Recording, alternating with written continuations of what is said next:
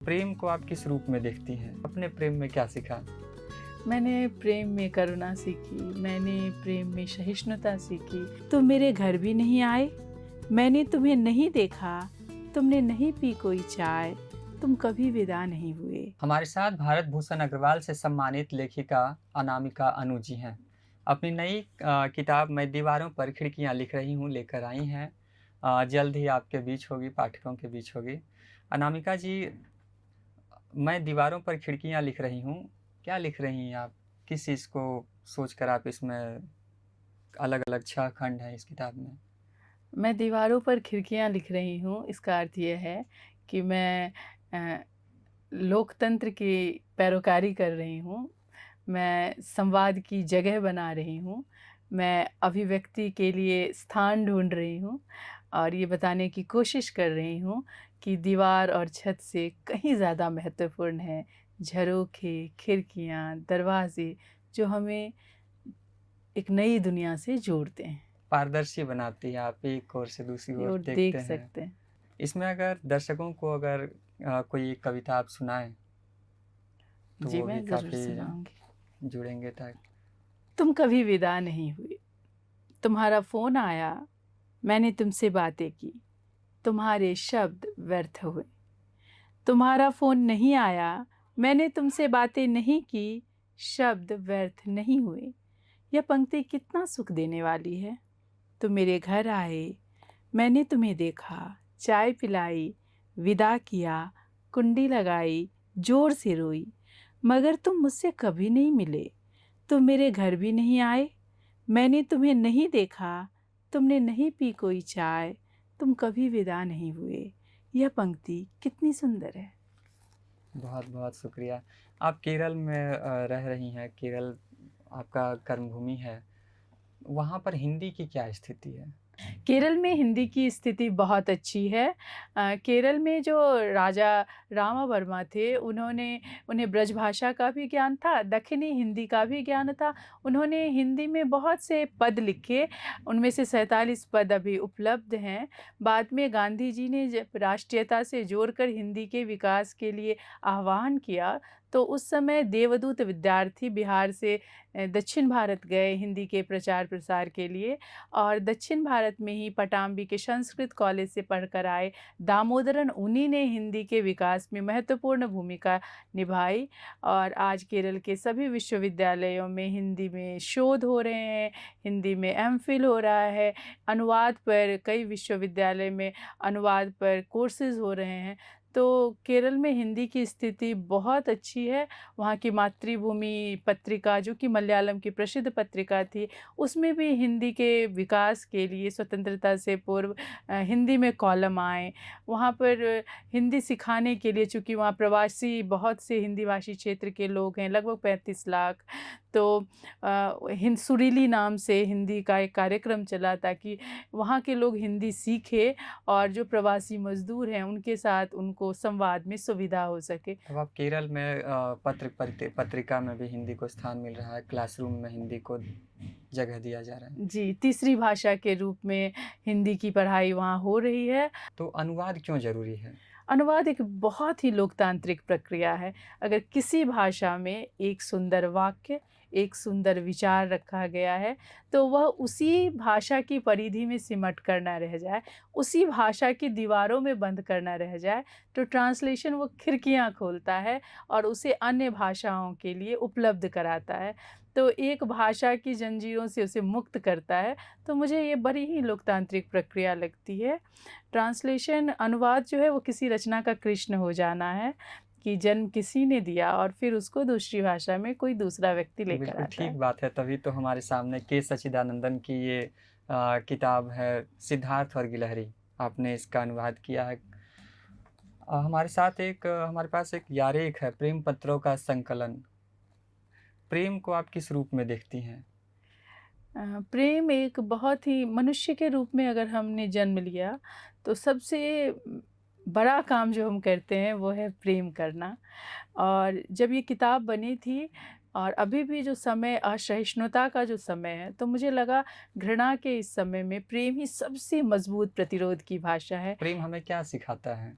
प्रेम हमें साहसी बनाता है, प्रेम हमें ईमानदार बनाता है, प्रेम हमें रैशनल बनाता है। आज के लोग जो प्रेम कर रहे हैं वो सही है?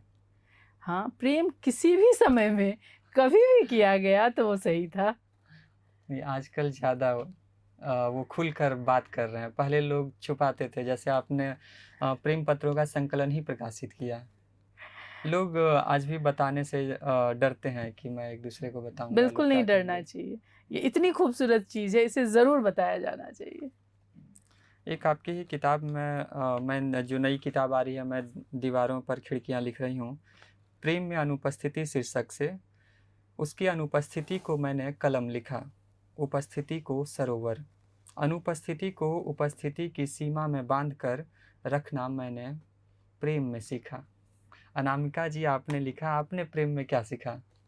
मैंने प्रेम में करुणा सीखी, मैंने प्रेम में सहिष्णुता सीखी, मैंने प्रेम में क्षमा सीखी और मैंने प्रेम प्रेम ने मुझे पहले से बेहतर मनुष्य बनाया।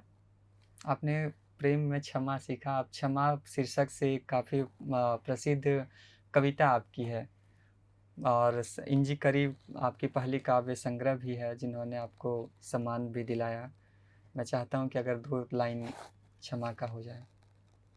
क्षमा। तुमने पाप मिट्टी की भाषा में किए, मैंने बीज के कणों में माफ़ी दी। तुमने पानी से पाप किए, मैंने मीन सी माफ़ी दी। तुम्हारे पाप आकाश हो गए, मेरी माफ़ी पक्षी। तुम्हारे नश्वर पापों को मैंने जीवन से भरी माफ़ी बख्शी। तुमने गलतियाँ गिनतियों में की, मैंने बेहिसाब माफ़ी दी। तुमने झरनों में पाप किए, मैंने बूंदों में दी माफ़ी। तुमने टहनी भर पाप किए, मैंने पतियों में माफ़ी दी। तुम सांस से पाप करोगे, मैं डूब कर क्षमा दूंगी। तुम धूप से पाप करोगे, मैं माफ़ी में छाँव दूंगी। नीरव निःशब्द पापों को झिंगुर के तान वाली माफ़ी, वाचाल पापों को मौन वाली माफ़ी, वामन वाले पाप को पली वाली माफ़ी। तुम्हारे पाप से बहुत बड़ी होगी मेरी क्षमा, मेरी क्षमा से बहुत बड़े होंगे वे दुख जो तुम्हारे पाप पैदा करेंगे। बहुत शुक्रिया। एक सवाल मेरा आज के समाज से है कि आप कवित्री हैं, बचपन का आपका कैसा रहा है? आप मुज़फ्फ़रपुर में पली-बढ़ी हैं, और आज का जब समाज देखती हैं, सोसाइटी, तो किस तरह से अलग है या फिर सेम ही रहा है? बहुत फ़र्क पड़ा।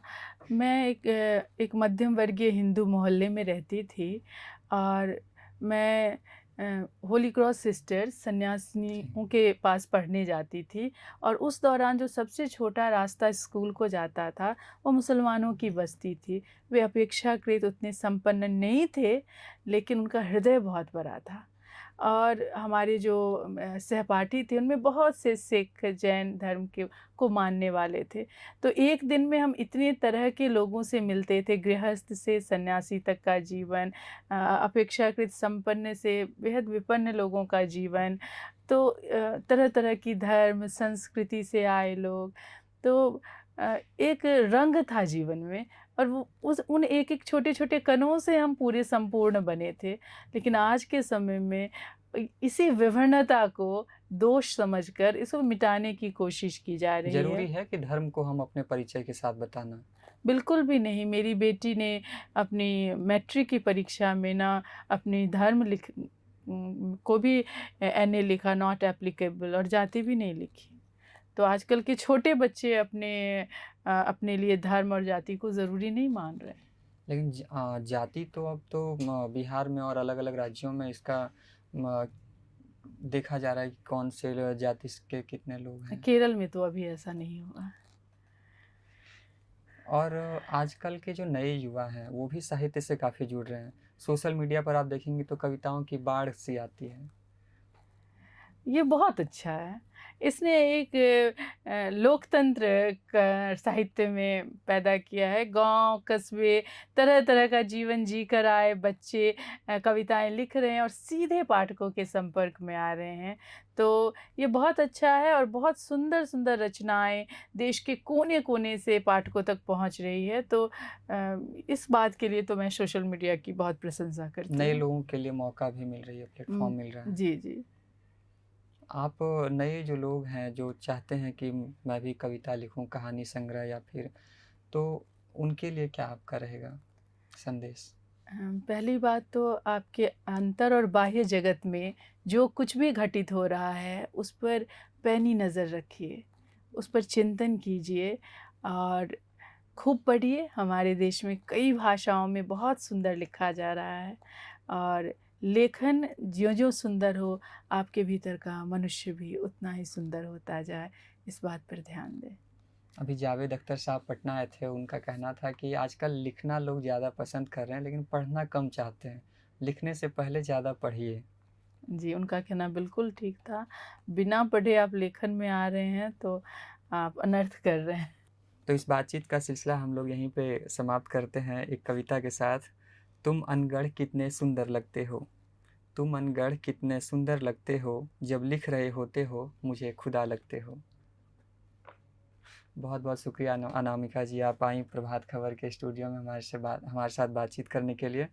बाकी मैं दीवारों पर खिड़कियाँ लिख रही हूँ, आप पढ़िए, आपको बहुत पसंद आएगा। 6 खंड में एक पूरी किताब है, अलग अलग तरह की कविताएं आपको मिलेगी। बहुत बहुत शुक्रिया। शुक्रिया। प्रभात खबर .com, विश्वास वही, रफ्तार नहीं।